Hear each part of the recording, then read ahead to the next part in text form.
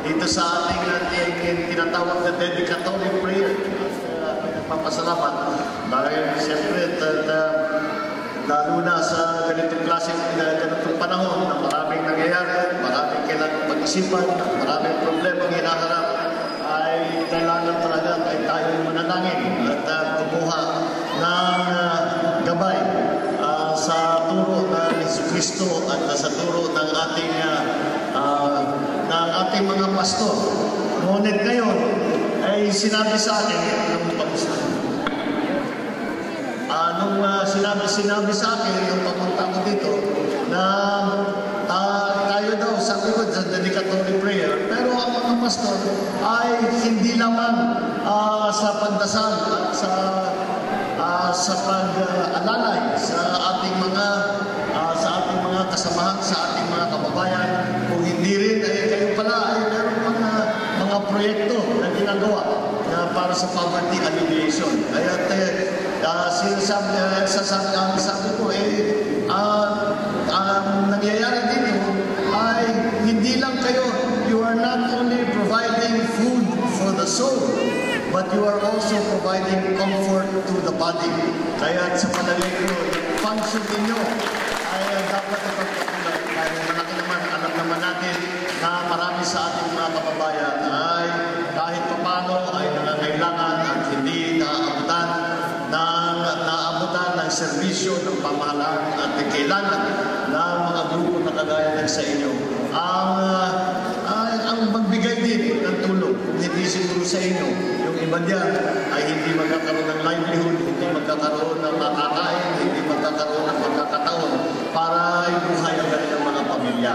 Kaya I must congratulate all of you here, lahat ng hindi lamang ng mga pastor, hindi yung ating mga lay members sa inyong pag-volunteer at pagsakripisyo ng inyong oras, ng inyong trabaho para lang makatulong sa ating mga kababayan.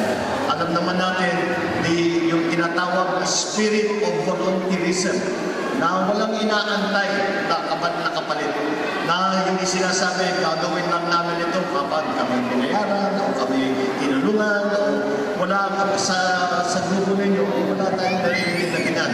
At kung ano man ang kaya nyo gawin, lahat yung binibigay ninyo. At alam ko, kung kaya kung kailangan maghubad kayo at ibigay ninyo yung damit ninyo doon sa mga nagkakailangan, alam ko yung gagawin ninyo. And that is why I am very happy to see na dahil sa mga maliliit na community na ganito, na yung spirit of volunteerism ay nandiyan pa. Kasi kung minsan, kapag ikaw ay nasa Maynila, parang nakakalimutan na natin yun. Hindi ba tayo mga Pilipino, ang pinagmamalaki natin, ang lagi nating nakikitang picture na yung Pilipino, yung binubuhat ng bahay. At dahil daw meron tayong tinatawag na bayanihan.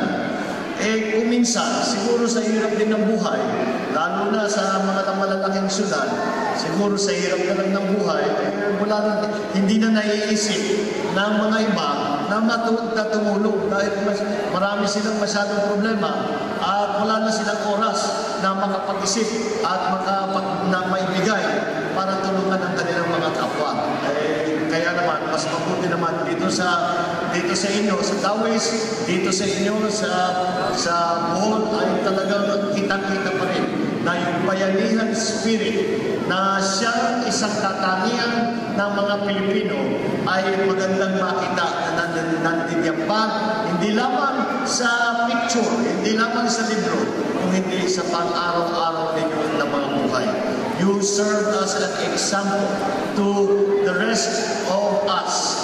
Those of us who find ourselves so busy, find ourselves with very little time, and we sometimes forget na we should stop and remember always our brethren who have less than us, who are in need, and who have very little to hope for. Kaya yan ang ating ibinibigay. Hindi lamang natin sinasabi na nagbibigay tayo ng mga material goods. Hindi lamang na nagbibigay tayo ng hindi lamang yun, kung hindi tayo at ang inyong ginagawa ay nagbibigay ng pag-asa sa ating mga kababayan. Napaka-importante na hindi humina ang loob ng ating mga kababayan. Kaya naman, ano naman natin, masyadong magagaling naman ang mga Pilipino, marunong naman ang Pilipino. Basta mabigyan lang ng konting pagkakataon ay magkakaroon na sila ng bagong buhay. At iyan ang inyong dinudulot sa ating mga kababayan. Kaya ako'y nagpapasalamat sa inyong trabaho, sa inyong tiyaga, sa inyong sakripisyo. At alam naman ninyo, ang sabi nga sa Biblia, whatever you give will return to you tenfold. Kami sa serbisyo publika, ito ay ramdam na ramdam talaga namin. Ito yung bata pa ako, tinuturo sa akin yan ng aking mga magulang. Siyempre, bata pa ako, hindi ko masyadong naintindihan. Paano naman mangyayari yan na pag may binigay ka, babalik ng 10 beses? Kami parang hindi ko masyadong nakikita.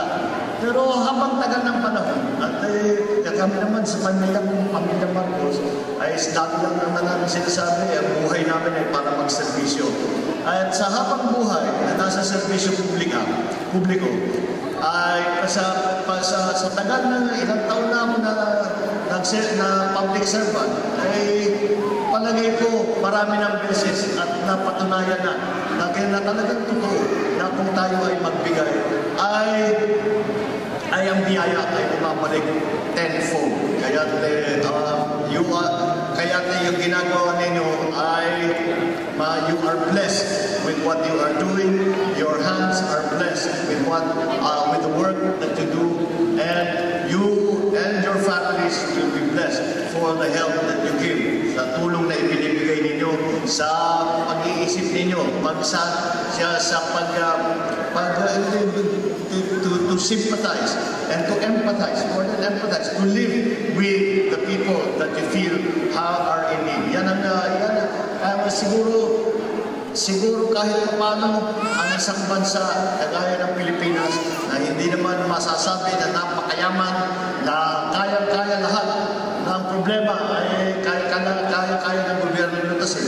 Alam naman natin hindi ganun ang sitwasyon. Kaya mabuti na lang at nandiyan kayo na kung may pagkukulang man ang pamahalaan, kung may pagkukulang man ang mga naging sitwasyon sa iba't ibang lugar, ay kahit paano ay kayo rin nakakatulong. And that is the most important work of all. That is the most noble cause of all. To volunteer your time, to volunteer your efforts, to volunteer kahit na kung meron kayong gumagastos, out of pocket kami ng ginagawa. At kayo'y nagkukumpul-kumpul at nag-uusap-usap upang mahanap ng iba't ibang mga paraan para matulungan nga ang ating mga kababayan. Kaya siguro I feel that I am in the presence of good people. Because it is good people like you that make a community a community. Kung wala ang pagmamalasakit na inyong ipinapakita, pagka wala yung pag-iisip na puro sarili lamang, kapag ganyan, ay hindi mo masasabi na tayo ay malalapit o tayo ay nagtutulungan. Pagka hindi ganyan ang sitwasyon at wala kayong walang taong kagaya ninyo, ay palagay ko ay kawawa rin siguro ang ating bayan dahil hindi mabubuhay ang bayan sa pagkain lamang o hindi sa pagmamahal na ipinapakita ninyo sa inyong mga kababayan. And that is a commendable thing. I am very happy. Ako'y ginagalak at napakasaya na ako'y nakarating at ako'y inimbitahan ninyo dito. At napakaswerte ko naman. Meron pang prayer. Dahil alam naman ninyo na sa trabaho namin, masyadong mahulog minsan ang buhay namin. Lahat ng mga panalangin na inyong ibinibigay at ginagawa para sa inyong mga kapwa ay kailangan na kailangan. Huwag sana kayong magsawa sa inyong ginagawang trabaho at ang ating mga kababayan ay umaasa sa inyo. Ano man ang aming kayang gawin, ginagawa namin. Ngunit, kagaya ng sabi ko, nobody is perfect.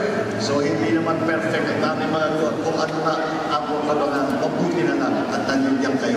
So, I congratulate you. I thank you. I feel blessed to be with you because I know that this room, this place is full of people with hearts of gold. And that is not often that we find a room full of people that we know whose hearts beat for their countrymen, beat for their neighbors, beat for all of those who are in need. And it is a very good feeling to be with such people. And again, I can only commend the work that you do, the work that the pastoral work that you do, also the guidance that you give our people, and furthermore, even ang tulong na ibinibigay ninyo para sa kanilang kabuhayan. Maraming salamat sa inyong pag-imbita. Maraming salamat sa inyong pag